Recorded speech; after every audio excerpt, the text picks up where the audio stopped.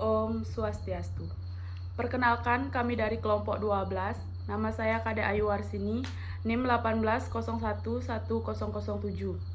Baik, di sini kami akan mempresentasikan tentang mengelola sistem informasi global. Untuk mempersingkat waktu, langsung saja presentasi akan saya mulai. Latar belakang. Di era globalisasi dan perkembangan teknologi informasi dan komunikasi, yang dimana tidak dapat dipisahkan dalam aspek kehidupan manusia, termasuk dalam bisnis yang dimana saat ini bisa mudah untuk menjalankan bisnis skala global.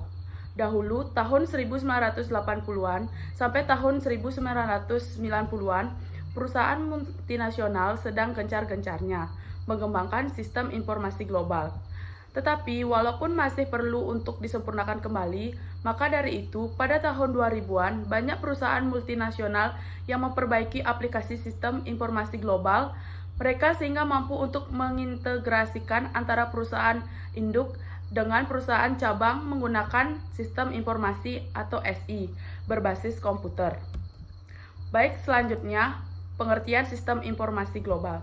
Sistem informasi global adalah sistem informasi yang berbasis komputer yang melintasi batas-batas negara di mana perusahaan multinasional dengan sistem tersebut bisa mengintegrasikan seluruh kegiatan perusahaan seperti menyusun strategi, pelaksanaan operasi antara perusahaan induk dengan perusahaan cabangnya, bahkan yang di mana perusahaan cabangnya telah tersebar di berbagai negara lainnya. Baik, adapun peranan teknologi informasi global. Di dalam dunia perbankan, contohnya pembuatan ATM dan e-banking. Dan yang kedua dalam dunia medis, contohnya sistem informasi rumah sakit, CT scan. Yang ketiga dalam dunia kepolisian, contohnya pembuatan SIM untuk memudahkan pencarian sidik jari dan untuk mengenali wajah pelaku kriminal. Baik, di sini saya akan melanjutkan penjelasan tentang mengelola sistem informasi global. Arsitektur sistem informasi terdiri atas sistem informasi dasar yang dibutuhkan oleh organisasi dalam mengkoordinasikan perdagangan dunia yang berbagai aktivitas lainnya.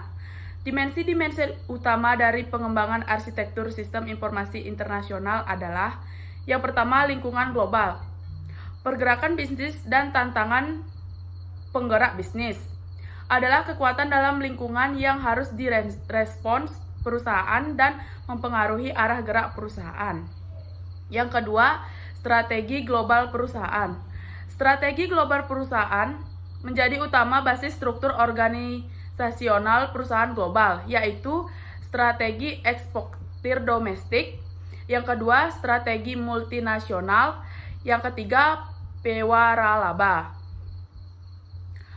Pengertian dari strategi eksportik domestik. Strategi ini dicirikan dengan terpusatnya aktivitas perusahaan di negara asal perusahaan tersebut, produksi, keuangan atau akuntansi, penjualan atau pemasaran, sumber daya manusia, dan manajemen strategis diatur untuk mengoptimalkan sumber daya di negara asal penjualan internasional, terkadang dilangsungkan menggunakan perjanjian agensi atau anak perusahaan. Tetapi pemasaran luar negeri ini lebih tergantung pada dasar dan strategi pemasaran di negara asal. Selanjutnya, strategi multinasional. Strategi ini memusatkan manajemen keuangan dan pengendalian di luar negara asal sementara melakukan desentralisasi dalam operasi produksi, penjualan dan pemasaran kepada unit-unit di negara-negara lain. Produk dan layanan penjualan dan berbagai negara disesuaikan dengan kondisi pasar setempat. Selanjutnya, pewaralaba. Pewaralaba merupakan penggabungan yang menarik dari hal yang baru dan yang lama. Di satu sisi, produk diciptakan, dirancang, dibiayai, dan diproduksi pertama kalinya di negara asal.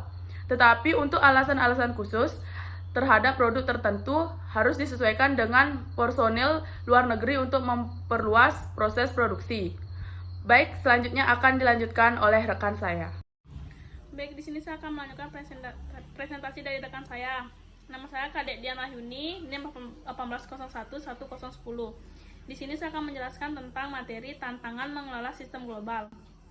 Tantangan bagi manajemen dalam mengembangkan sistem global ada 5. Yang pertama, menyepakati kebutuhan pengguna bersama. Yang kedua, membawa perusahaan ke dalam proses bisnis.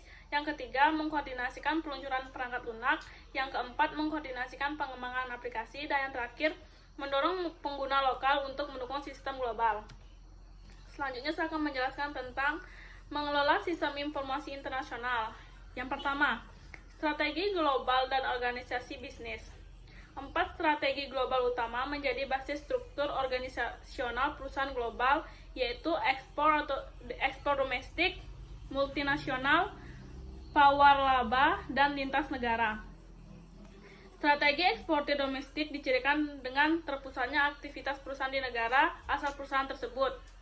Strategi multinasional memusatkan manajemen keuangan dan pengendalian di luar negara asal, sementara melakukan desentralisasi dalam operasi produksi, penjualan, dan pemasaran kepada unit-unit di negara-negara lain. Produk dan layanan penjualan di berbagai negara disesuaikan dengan kondisi pasar setempat.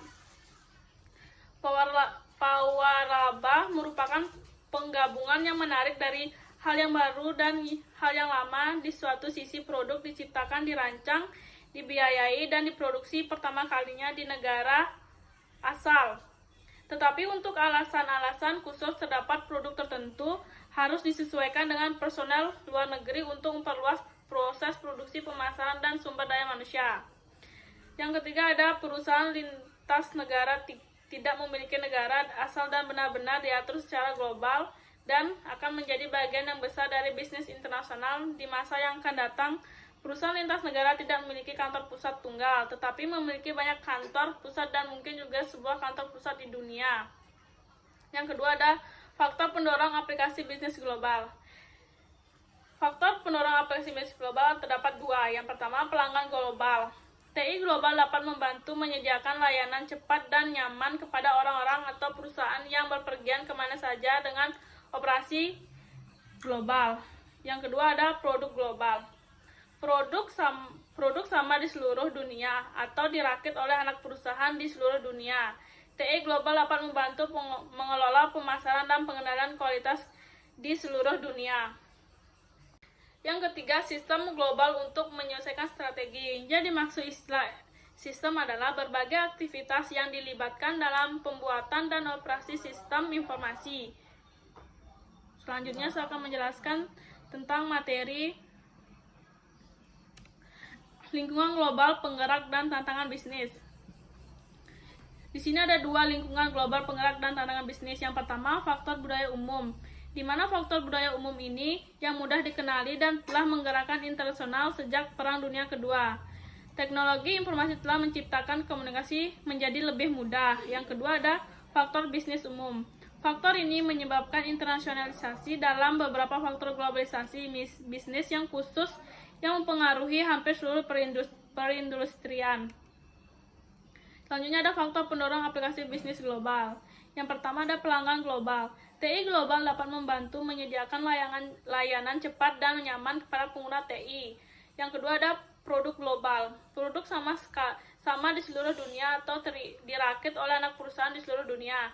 TI global dapat membantu mengelola pemasaran dan pengendalian kualitas di seluruh dunia.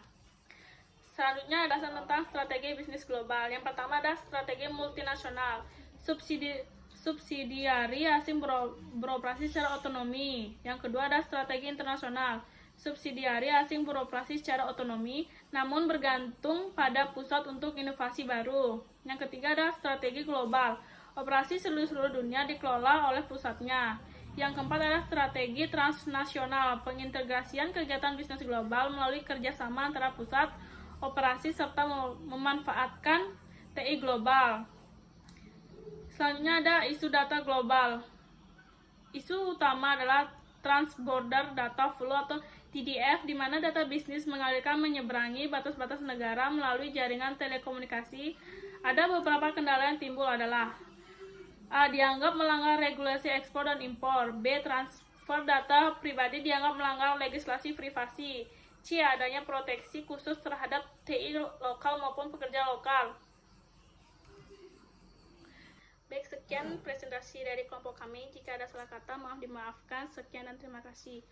Om Santi Santi Santi Om.